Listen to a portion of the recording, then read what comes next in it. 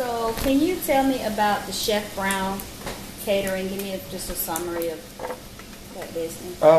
Well, Chef Brown Catering started 2010. 2010, and we're just a small catering company. We do parties, weddings, and just trying to expand our business.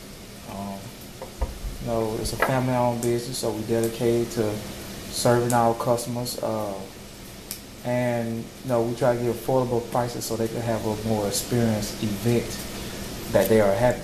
And offering great tasting food at an affordable price. Okay. And what about the KL Home Solutions? KL Home Solutions is a real estate company that we started about 6 months ago. And what we do is rehab prop homes, distressed homes in the Atlanta area. Mm-hmm. We are also do have rental properties that we're looking into doing, and also just basically, you go through neighborhoods and you have a lot of property homes that are beat down, run down, trying to rebuilding up our community by replenishing those properties and putting families into those homes. Okay. And so, growing up as a youth, did either one of you have someone that influenced you to become an entrepreneur or a role model or anything like that? For me, no. I mean, basically when I grew up, everybody's motto is get a job, work 9 to 5, retire, die. So just having your own, I have people in my family that have talent, that can do things, but that mind frame of having your own was never instilled to us as kids to grow into having our own. Mm-hmm. It's just working, and that's what I grew up as doing.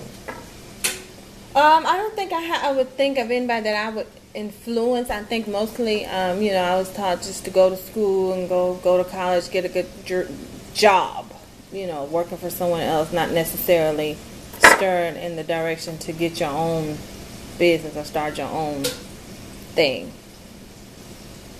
Since both of you didn't have anybody to influence you to start the business, what was it that motivates you to even go out there and venture on being an entrepreneur and starting your own business now?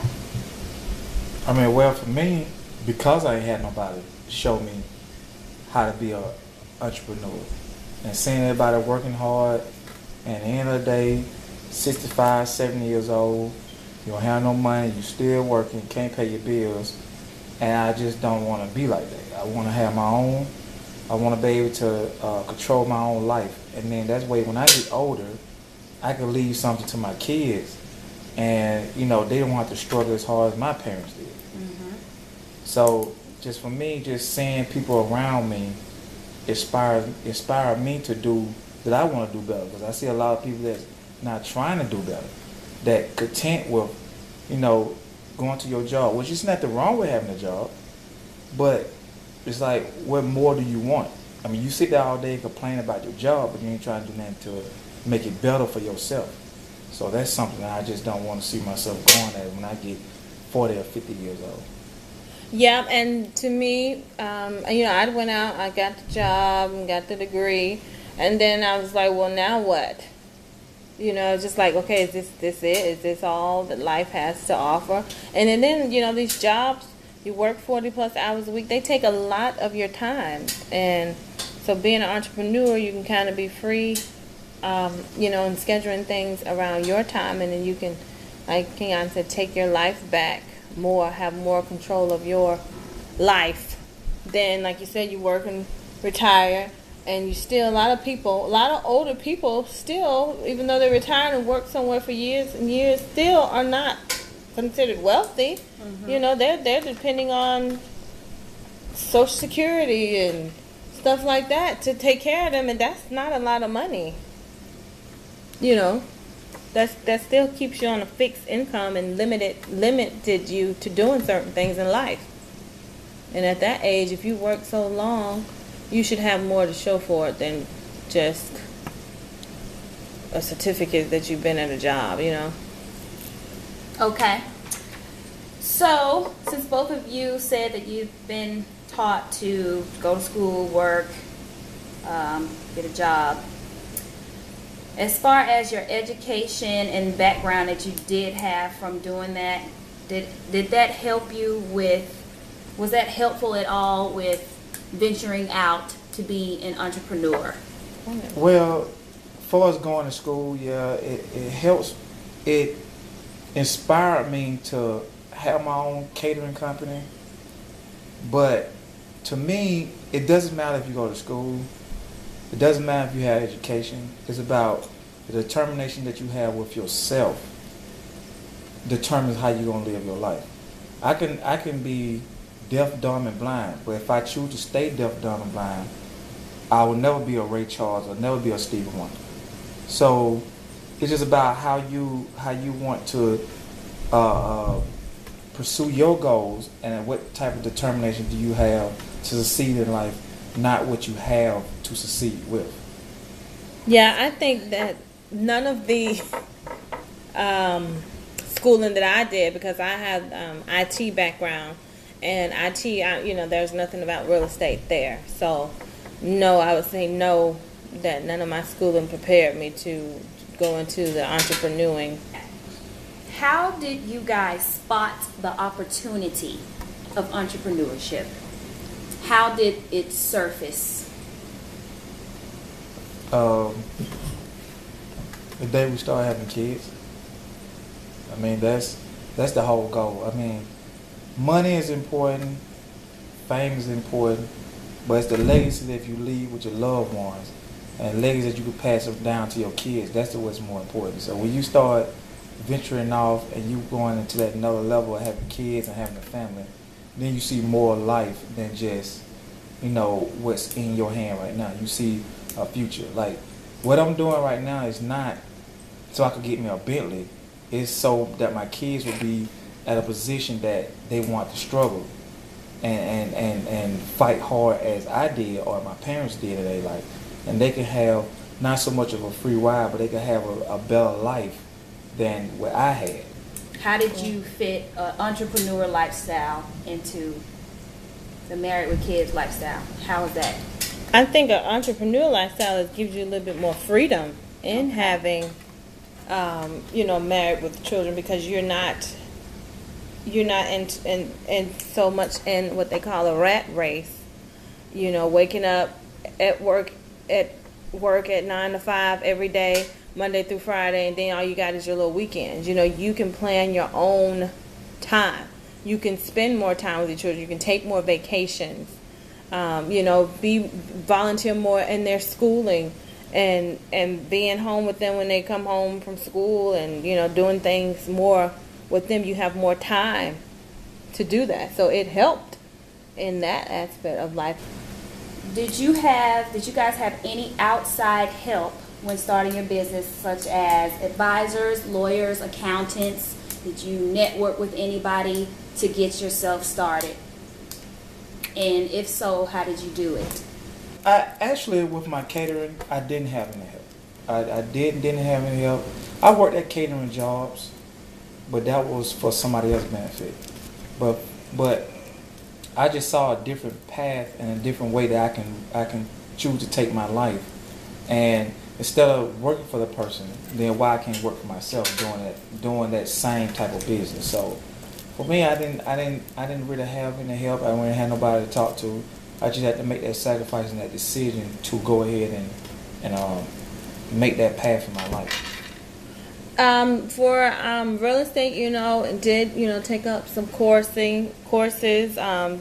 Join some of the local RIA groups that they have here in Atlanta, and a lot of networking with like-minded people who are also wanting to do investing in real estate as well. And we hooked up with a company called Fortune Builders, who they offer a lot of coaching, a lot of seminars that we go to kind of, educate us on how to structure our business and things like that. There's other people that we've known who've done it, just sitting down, asking them questions, about it and things like that. So once you got the business going, what was the most difficult gaps to fill or problems that you had to solve?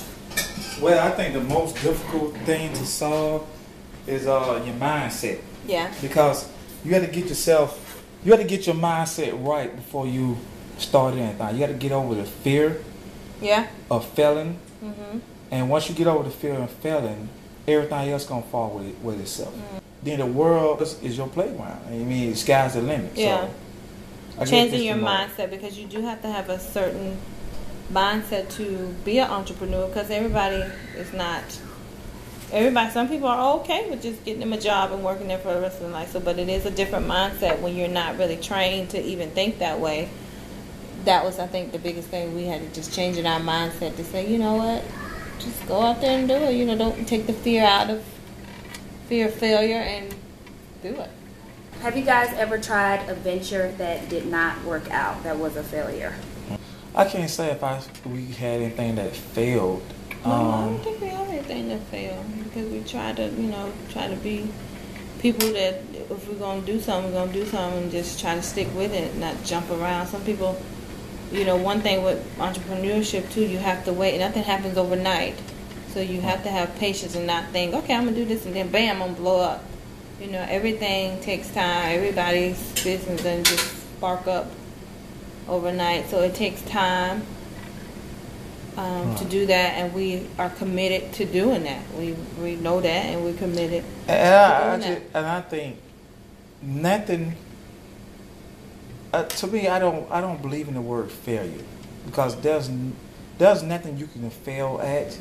Only reason why you fail because you stop trying to succeed.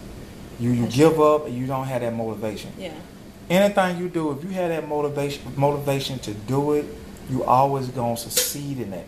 You may not succeed in the way your mama look at it, your daddy, your brother, sister, but you're gonna succeed in the way it benefit you in your life. And the only time you're gonna fail is when you quit. When you quit, yeah, that's it. So we haven't quit anything, so we have not failed. Okay, I'm going to ask one last question. What things do you find personally rewarding and satisfying as an entrepreneur? What have been the rewards, risks, and trade-offs?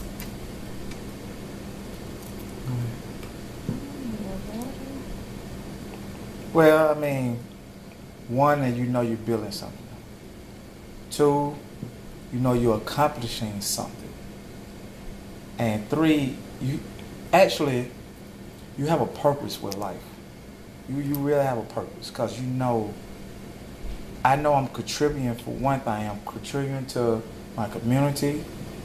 I'm contributing to my family. I'm contributing to myself, because it's like I said, the time you were born to the time you die, you only can get so far. It's only limitations out in your life. You got to say to yourself, what further can I do? What more can I do? And when you start becoming an entrepreneur, you start seeing yourself as more than just living on this earth, buying. Then you become a seller. And when you become a seller, your whole mind frame, your whole world change, because you see a purpose for yourself. You see more for yourself.